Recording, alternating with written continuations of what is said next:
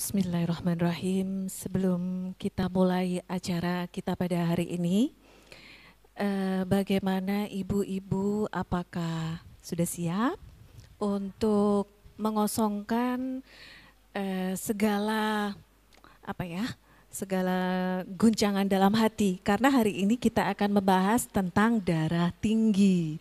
Nah, ini gimana dok, darah tinggi ini kan berhubungan dengan emosional juga ya dok ya? Assalamualaikum warahmatullahi wabarakatuh. Izin memperkenalkan diri dulu ya dok. Saya Dr. Fendi, spesialis penyakit dalam di Rumah Sakit Al Irsyad. Memang dari beberapa literatur memang ada beberapa hubungan antara hormon stres dengan peningkatan detak jantung dan peningkatan tekanan di dalam pembuluh darah. Oke dokter, oleh sebab itu bagaimana ibu-ibu ini sudah nggak berdebar-debar lagi kan dari bawah naik tangga ke atas? Gimana ini? Masih berdebar-debar kah? Enggak kan ya? Kita sudah siap untuk berikhtiar ilmu. Semoga ilmu yang kita dapatkan hari ini dapat bermanfaat untuk kita, untuk keluarga kita, dan seluruh sanak saudara serta orang-orang yang kita cintai. Bismillahirrahmanirrahim. Assalamualaikum warahmatullahi wabarakatuh. Alhamdulillahilladzi an'amna bi ni'matil iman wal islam. Wassalatu wassalamu ala sayyidina Muhammad wa ala alihi wa sahbihi ajmain. Alhamdulillah, segala puja, puji dan syukur tadakur kita sampaikan kehadirat Allah Subhanahu wa taala yang telah memberikan kita amanah yang kita tunaikan hari ini untuk bersama-sama ngangsu kauruh atau berikhtiar keilmuan untuk menambah keimanan kita dan menambah pengetahuan kita, untuk menyehatkan diri kita, untuk memperbanyak ibadah kita. Salawat serta salam kita sampaikan kepada junjungan kita Rasulullah Muhammad sallallahu alaihi wasallam. Semoga kita senantiasa menjadi umatnya yang dicintai dan mencintainya, dan kelak kita dan anak keturunan kita mendapatkan syafaat darinya. Amin ya rabbal alamin. A'udzubillahi minasyaitonir rajim. La in syakartum la azidannakum wa la in kafartum inna adzabi lasyadid. Dan apabila kepadamu aku berikan kenikmatan, maka engkau bersyukur, maka nikmatku akan bertambah banyak. Dan jika engkau kufur, maka sesungguhnya siksaku teramat dahsyat. Dan hari ini kita sama-sama bersyukur kepada Allah karena masih dipenjamkan ruh dalam raga kita. Untuk itu marilah kita bersama-sama membuka majelis ikhtiar keilmuan kita pada hari ini. Saya belum menyapa nih. Selamat datang kepada ibu-ibu di majelis kajian Ummahat, baik yang datang offline maupun di ruang siar kita. Dan marilah kita bersama-sama membukanya dengan membacakan Ummul Quran Suratul Fatihah, Bisirril Fatihah, Al-Fatihah.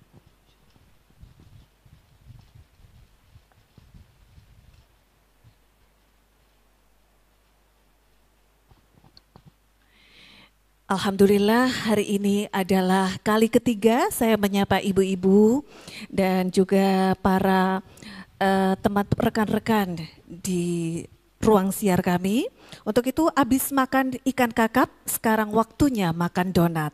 Mau info kesehatan lengkap, hadiri terus kajian Ummahat, Rumah Sakit Al Irsyad dan Masjid Al Irsyad.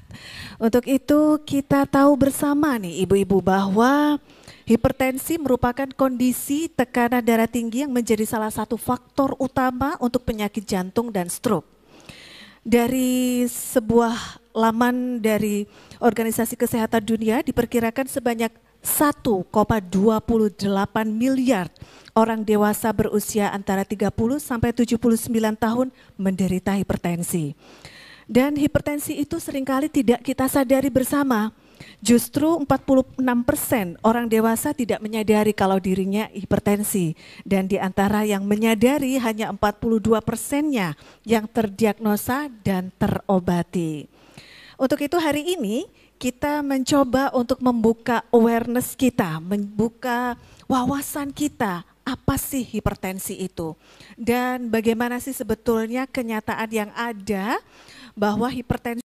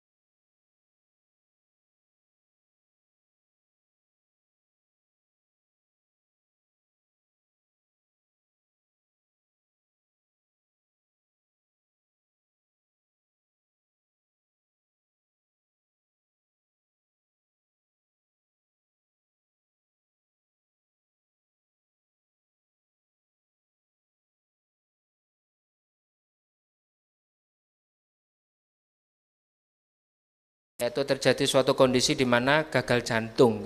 Gagal jantung itu apa sih, Dok? Gagal jantung itu ada di mana jantung itu tidak mampu memompa atau memenuhi kebutuhan tubuhnya panjenengan semua.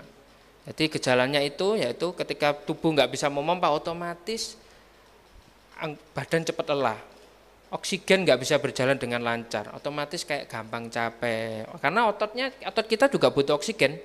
Pasti nyeri, mudah capek dan semacam, sesak saat aktivitas ya, akibat karena kebutuhan oksigennya nggak terpenuhi saat aktivitas. Saat istirahat saja oksigennya nggak terpenuhi, apalagi saat aktivitas. Ini sudah gagal jantung yang sudah tahap akhir. Kaki bengkak ya, seperti yang mungkin sering ya pernah gagal jantung bengkak kanan kiri. Biasanya ditandai dengan bengkaknya kanan kiri, terus kalau dipencet itu lama baliknya. Nah, itu juga suatu bengkaknya pada gagal jantung ya. Oke, next. Dada berdebar, oke, itu salah satu juga ke jantung juga, bahkan sampai penurunan kesadaran. Kalau sudah penurunan kesadaran itu berarti sirkulasi oksigennya otomatis jantungnya sendiri nggak mau memompa dan menyediakan suplai ke otak, sehingga otomatis otak kehilangan energinya dan terjadi penurunan kesadaran. Oke, next. Komplikasi hipertensi juga ada di otak, mata. Mata itu memang bisa diserang oleh hipertensi. Salah satunya adalah diagnosisnya biasanya mengarah ke retinopati. Jadi langsung kena saraf mata. Jadi saraf matanya itu ketika terjadi hipertensi terjadi suatu penggelembungan pembuluh darah retina dan bisa pecah. Kalau sudah pecah gitu udah prognosisnya nggak bagus. Biasanya akan mengalami permanen, nggak kelihatan gitu. Hanya itu. Oke, next. Oke, next. Terus, oke, ini yang bisa ibu lakukan. Ketika ibu di rumah, mungkin share ke saudaranya. Ini yang bisa pasien atau ibu-ibu panjenengan semua lakukan. Penurunan berat badan, makan sehat, teratur. Kalau bisa kurangi yang karbohidrat, ya. Kemudian, dan ini penurunan berat badan juga baik pada penanganan diabetes dan dislipidemi. Dislipidemi itu kolesterol, ya. Lalu kurangi intake garam, kalau bisa tidak lebih dari 2 gram. Ini garam dapur ya. 2 gram itu mungkin seberapa mungkin, Bu? Saya mungkin belum pernah ke dapur ya. Setengah sendok. Nah, itu mungkin kalau saya gambarannya seperti itu. Kalau ibu masih merasa gurih, artinya garamnya masih banyak.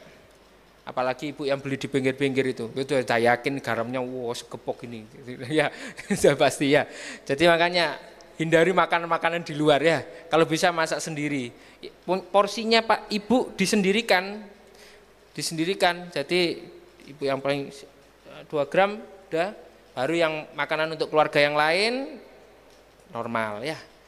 Olahraga ini sangat penting sebenarnya ya. Tapi kalau mungkin pada pasien-pasien yang sudah ibu-ibu usia 50 gitu, saya nggak mungkin memaksa. Paling enggak jalano, Bu. Kalau sholat subuh jalano, nyari masjid yang agak jauh, jangan masjid sebelah rumah ya. Jadi makanya saya buat 3 kali per minggu. Artinya 30 menit aja ibu jalan kaki, terus kemudian ke pasar. Nggak perlu yang harus jogging. Saya sudah tahu kondisinya, mungkin pasien-pasien saya penyakit dalam rata-rata juga usia 50-an. Jadi nggak mungkin saya ngaksa jogging gitu ya. Yang penting jalan kaki aja, karena yang penting itu aktivitas fisik. Aktivitas fisik itu apa? Semua gerak, persendian gerak semua. Bukan aktivitas fisik, saya kerja Dok di komputer tapi. Nah itu bukan ya.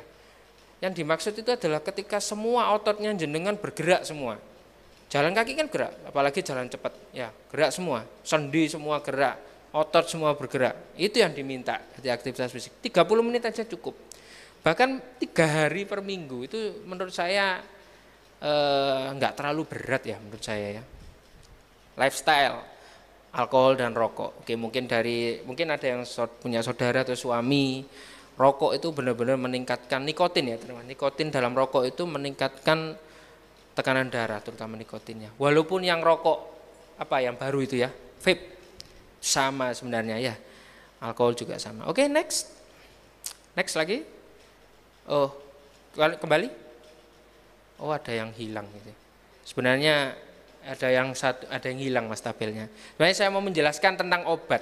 Jadi pada intinya setiap obat yang kita berikan, ini obat ini berarti saya ya mungkin sebagai klinisi ya. Jadi obat itu tiap pasien itu tidak sama ibu-ibu. Jadi ibu gak usah khawatir, kadang-kadang kita takut ya dok, apakah saya minum obat terus itu apa saya nggak kena ginjal, apa saya nggak malah kena liver dan semacamnya. Semua obat hipertensi itu aman untuk liver. Bahkan kalau untuk ginjal, makanya kalau untuk ginjal itu semuanya hampir aman. Cuman memang ada beberapa obat hipertensi yang rata-rata dibuang lewat ginjal. Otomatis itu mempengaruhi dosisnya nanti. Jadi tiap pasien tidak sama. Misal ada pasien hipertensi, dia nggak ada komplikasi apapun. Ya beda dengan orang yang hipertensi, dia sudah ada pernah stroke, pernah jantung, itu beda. Jadi makanya ibu-ibu nggak usah khawatir ketika apalagi yang ada diabetes, ada darah tinggi, ada jantung ya. Otomatis obatnya banyak sak gebok gitu ya. Nggak usah khawatir. Kita semua kita memilih obat yang aman. Dan hampir semuanya aman untuk ginjal dan liver. Ya. Paling ya kita kalau misal dia ada gejala liver atau ginjal, kita menyesuaikan dosisnya aja. Jadi nggak perlu mengganti obatnya. Kita menyesuaikan dosis. Jadi aman ya. Oke, sudah selesai. Sudah terakhir tadi ya slide-nya. Oke. Terima kasih atas perhatiannya. Ini materi singkat dari saya mengenai hipertensi. Saya kembalikan ke Dr. G. Monggo. Assalamualaikum warahmatullahi wabarakatuh. Dokter, ini sebelum kita membuka sesi tanya jawab, ini dari yang disampaikan oleh Dokter Fendi tadi, saya ada beberapa pertanyaan, boleh ya dok? Dokter, kalau memang keturunan ya dok, nah selain tadi yang dijelaskan oleh Dokter Fendi, untuk mencegah itu ada beberapa cara ya dok ya. Yang pertama dengan penurunan berat badan, kemudian mengurangi intake garam, olahraga dan lifestyle. Selain itu dok, apalagi sih dok? Kalau memang sudah keturunan ya wes ya opo maneh. Nah kayak gitu kan dok ya. Kayak mana dok? Jadi maksudnya mungkin apa yang bisa dilakukan lagi untuk mencegah atau mengobati ya? Betul dok. Mengobati, dan juga ya? untuk yang para ibu-ibu yang sudah menopause nih dok, ini jadi parno nih dok, jadi ketakutan sendiri nih dok, beberapa hormon sudah tidak berfungsi lagi. Nah ini gimana dok, apakah ada tips khusus dari Dokter Fendi untuk ibu-ibu juga yang kebetulan mungkin juga berketurunan hipertensi atau darah tinggi? Oke. Karena kan untuk yang pertama untuk menopause sendiri ya, karena menopause sendiri kita untuk pasien yang wanita kita nggak bisa menghindari ya dok ya. Ya betul dok. Jadi memang tips-tipsnya untuk mencegah hipertensi, terutama pada pasien-pasien yang sudah istilahnya ada turunan atau genetik hipertensi, memang yang paling penting itu menurut saya adalah kontrol stresnya. Mungkin tidak ada ya tadi ya. Ada dokter? Ada ya? Ada. Kontrol stresnya. Jadi memang kontrol stres itu sendiri kalau menurut dari beberapa jurnal itu memang sangat berperan ya terhadap hipertensi ya. Karena itu tadi dokter, jadi ketika kita stres terjadi peningkatan hormon kortisol dan hormon stres itu adrenalin dan semuanya. Itu ketika kita berhasil mengontrol stres itu, tekanan darah itu bisa stabil. Ya tetap harus lifestyle juga harus kita jaga ya, tetap. Cuman terutama makanan juga ya. Makanan kalau menurut saya kalau dari hierarki dari pencegahan yang paling penting itu adalah kontrol stres. Iya dok. Kontrol stres ya. Kontrol stres ya. Ya itu yang menurut saya nomor satu. Lalu untuk pasien-pasien yang sudah mengalami hipertensi itu ya itu tadi harus pengobatan teratur dan cek berkala. Lalu yang ketiga olahraga. Olahraga itu memang benar-benar bisa menurunkan tekanan darah. Ya. Lalu yang berikutnya Makanan itu saya taruh agak bawah malan ya. Karena makanan itu dari beberapa jurnal itu perannya itu hanya sekitar 20% untuk peningkatan hipertensi sebenarnya. Oke, jadi yang paling banyak itu stres stres. ya, Dok, ya? Iya. Karena banyak juga pasien saya malah dia itu tensinya bagus. Banyak beberapa pasien saya tensinya bagus terus.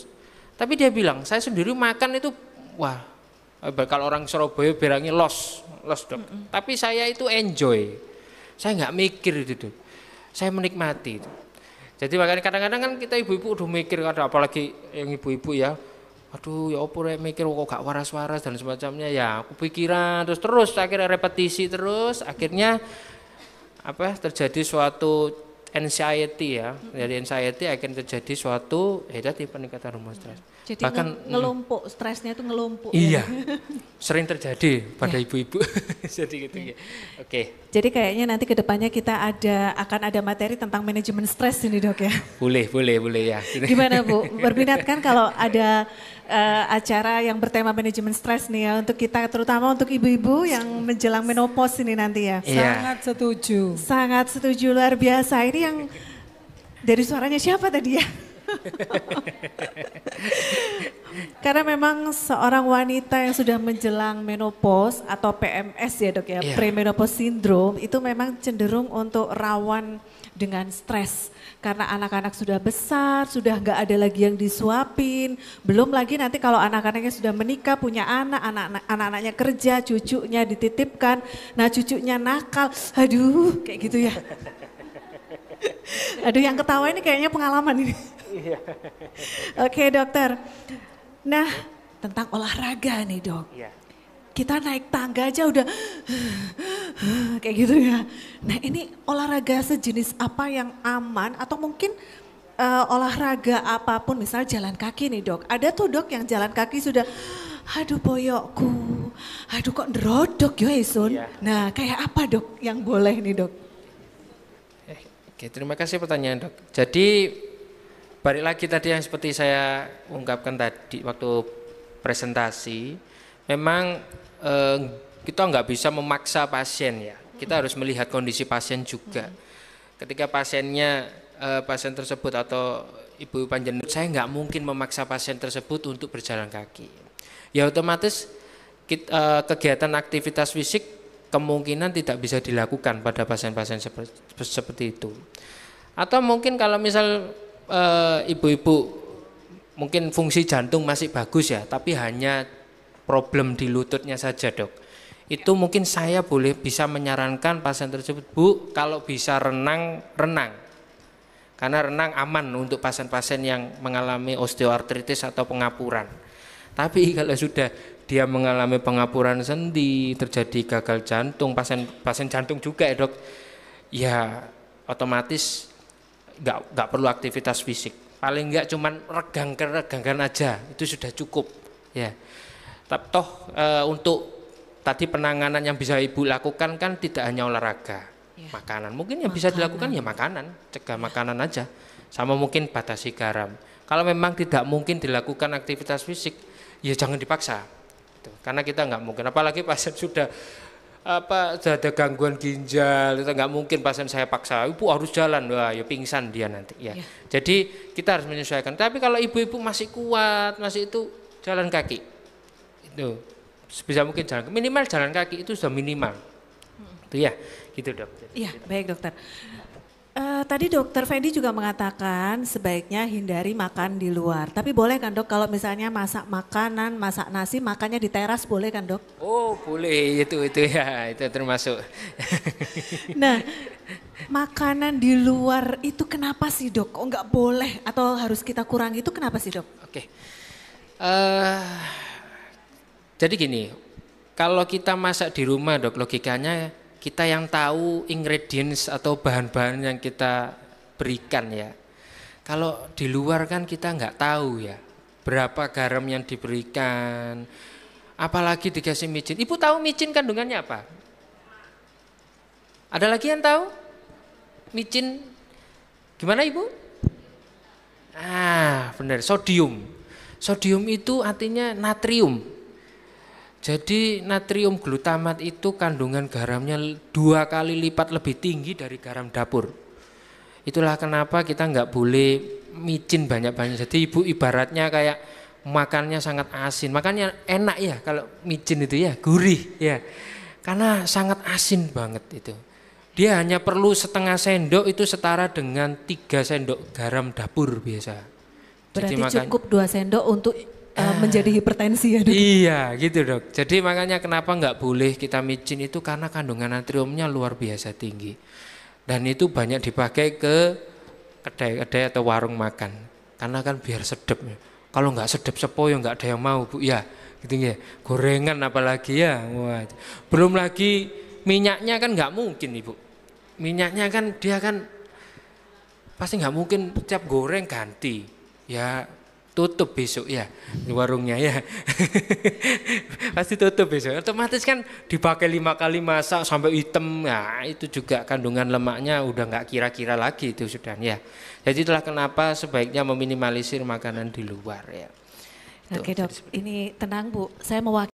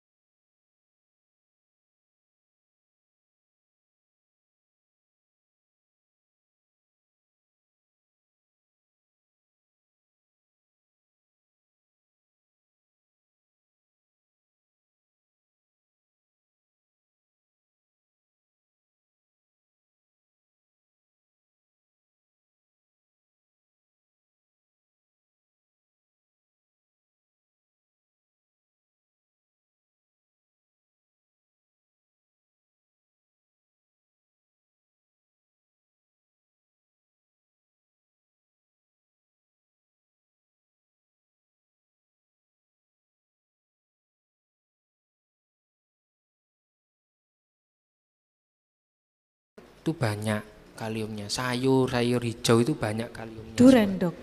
Duren, kalau duren itu enak Dok. ya dok. Enak ya, tapi Nggak suka dok. gimana? Nggak suka. Oh, enggak suka ya? Bu Ija tahu alamat saya nggak apa-apa dikirim ke alamat saya aja. Ya, gitu mungkin. Alamatnya burung sekarang. Kalau duren sendiri itu kaliumnya nggak setinggi pisang, mangga itu tinggi.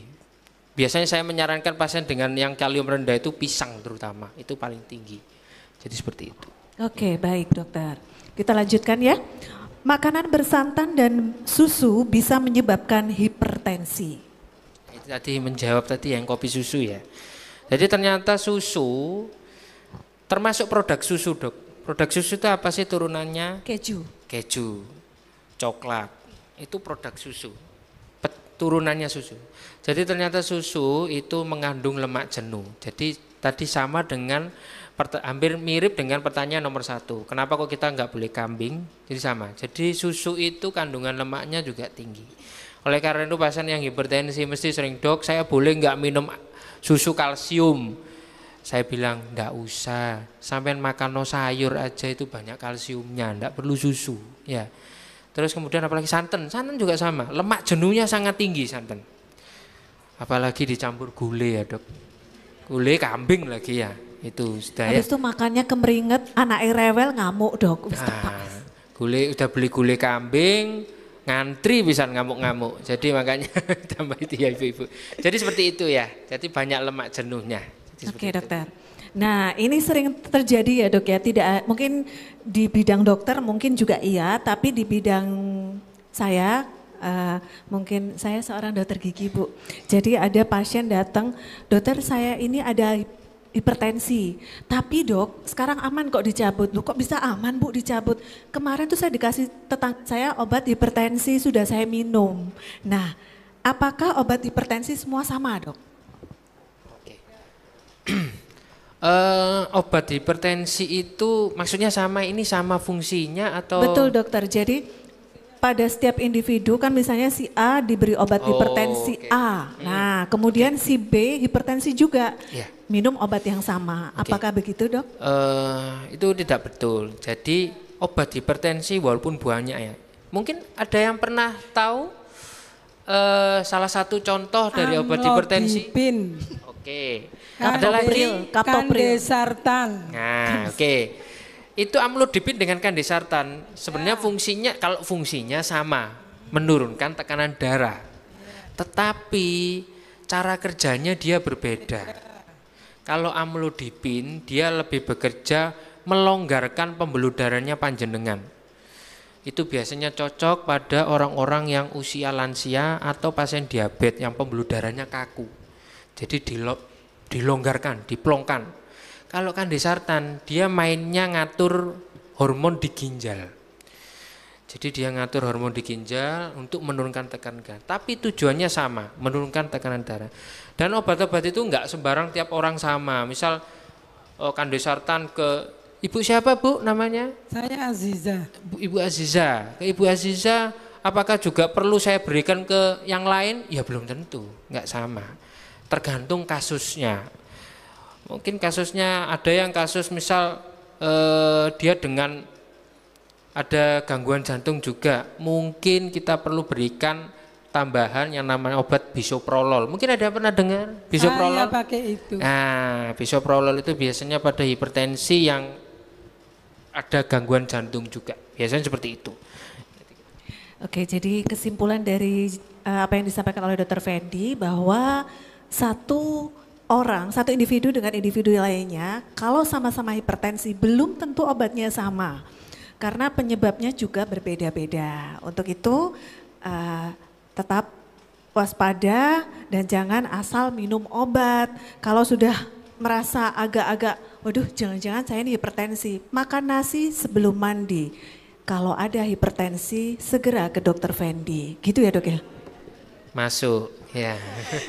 Cakep gitu. Cakep ya. Dokter masih ada lagi nih dok, kalau tensi sudah normal, orang dengan hipertensi tidak perlu lagi minum obat. Nah ini gimana dok? Ini jadi hipertensi itu nun sewu, pasien yang sudah terdiagnosis hipertensi itu tidak ada kata sembuh total. Kita nggak pakai istilah sembuh total pada pasien hipertensi, diabetes. Kita memakainya terkontrol. Terkontrol itu apakah harus obat, Dok? Ya tidak juga.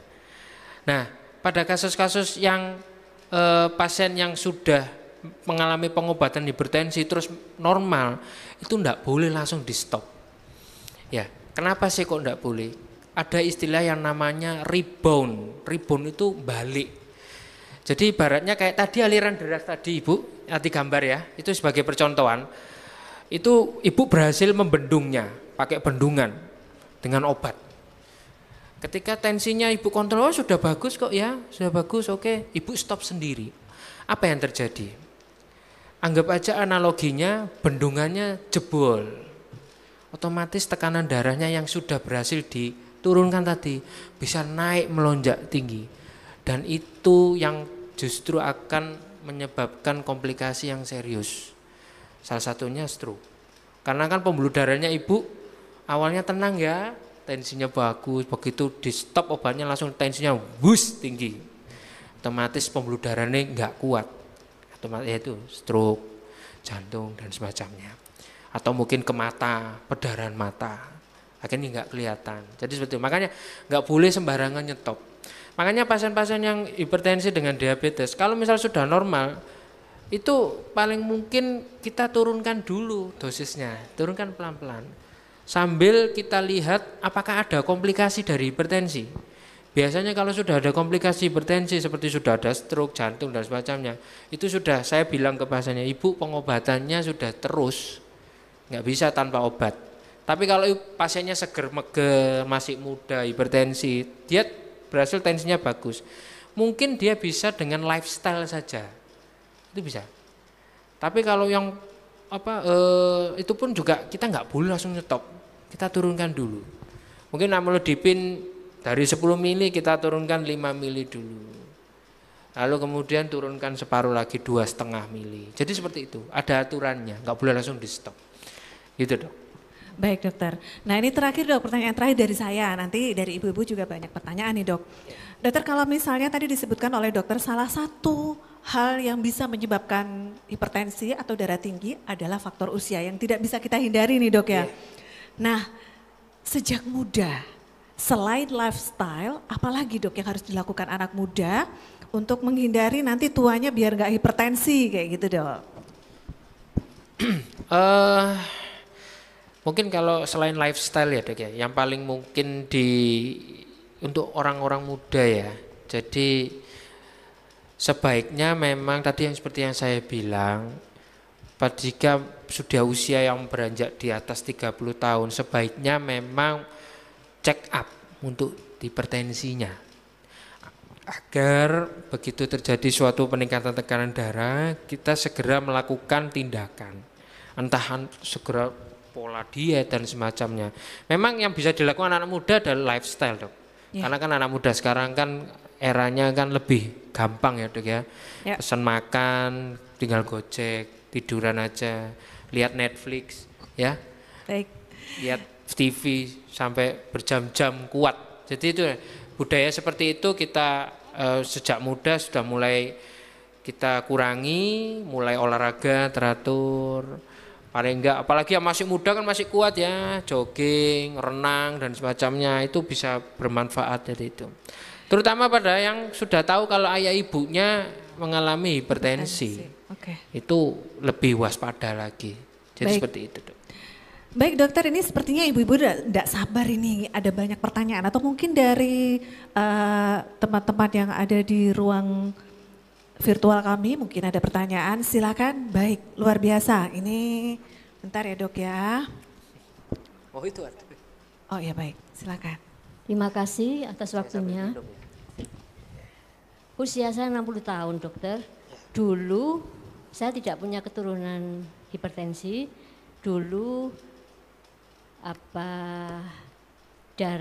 tekanan darah saya itu normalnya 90 70 begitu ya, termasuk tekanan darah rendah dulu.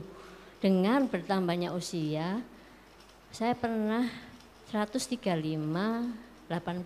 Apakah itu termasuk hipertensi? Yang pertama yang saya tanyakan.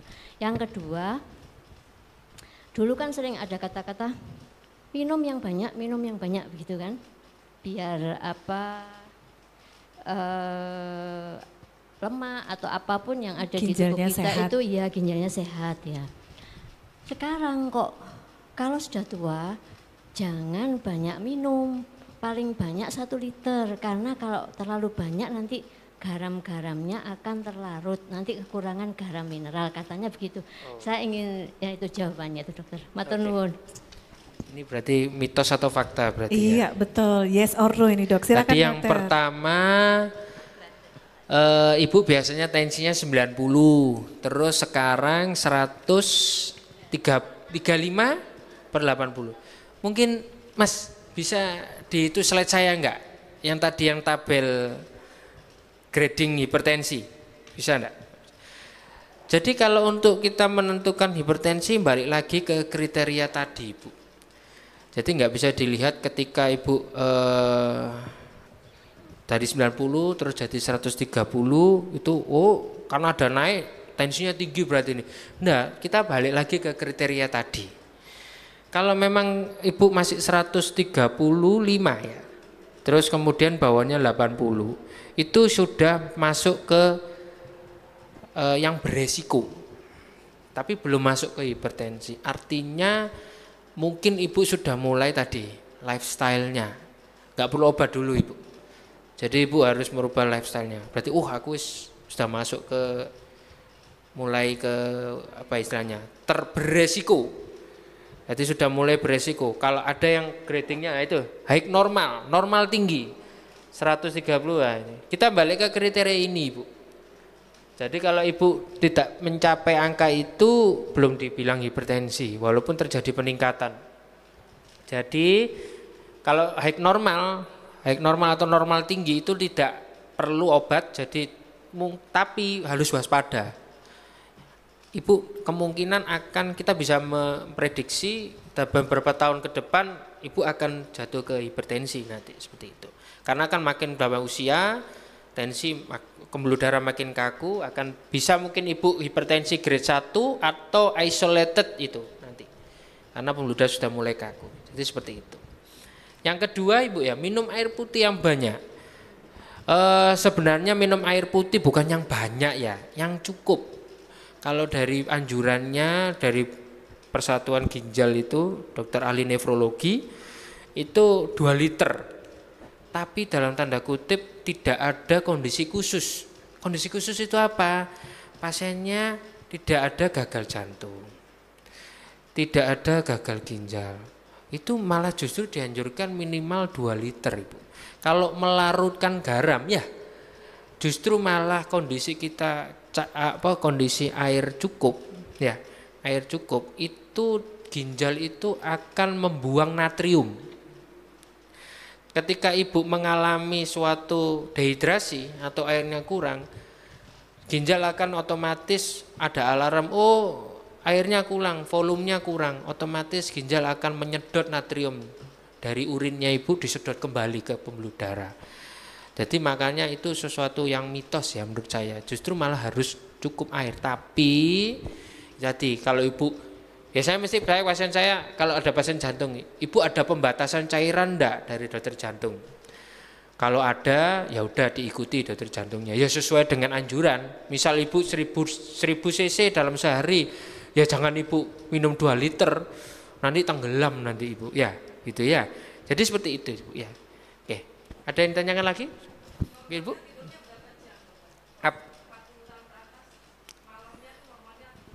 Oh tidur. Oke. Bicara soal tidur. Tidur itu memang benar Ibu. Tidur yang dianjurkan itu tidur malam Ibu. Bukan tidur siang, tidur asar atau tidur setelah sholat duha. Jadi tidak tidur malam. Yang dianjurkan 6 sampai 8 jam. Yang dianjurkan. Itu sudah cukup. Kalau menurut saya kalau misal tidurnya dia 6 sampai 8 jam itu misal 6 jam itu enggak kebangun-bangun ya, enggak terfragmen. 3 jam bangun itu enggak efektif. Itu istirahatnya kurang kalau menurut saya. kalau terfragmen.